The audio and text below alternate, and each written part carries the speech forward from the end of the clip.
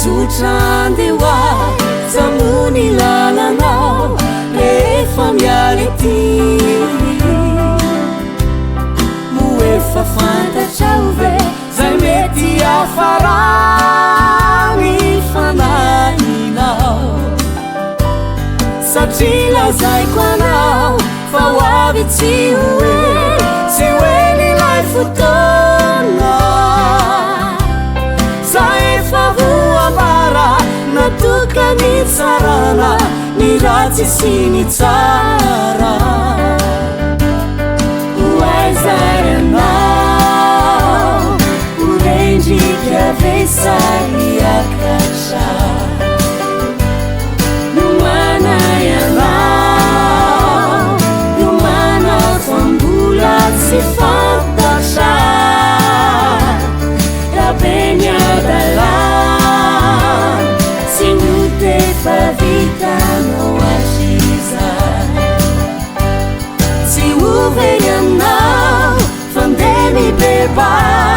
zao anio Izay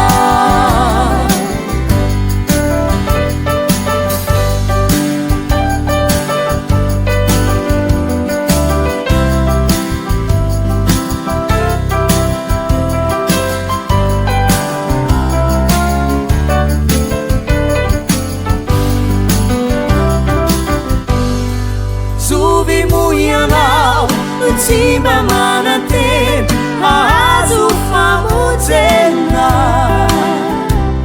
safanirianao ve nijaly sy hovongeza ho andrakiza satria lazaiko anao fa ny olo-marina iany novonjena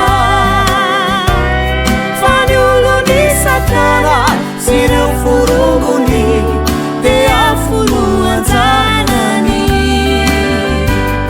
ho AIZA anao ho rendrika Rehefa hiakatra Miomana ianao Miomana fa mbola tsy fantatra rabeny adalana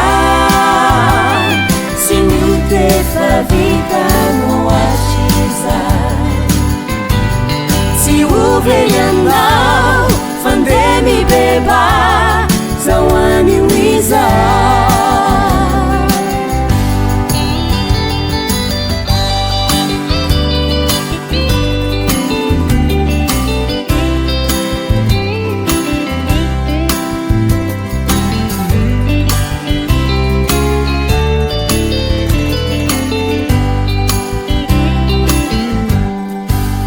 AIZA anao ho rendrika Rehefa hiakatra Miomana ianao Miomana fa mbola tsy fantatra rabeny adalana tsy note fa vitanao AIZA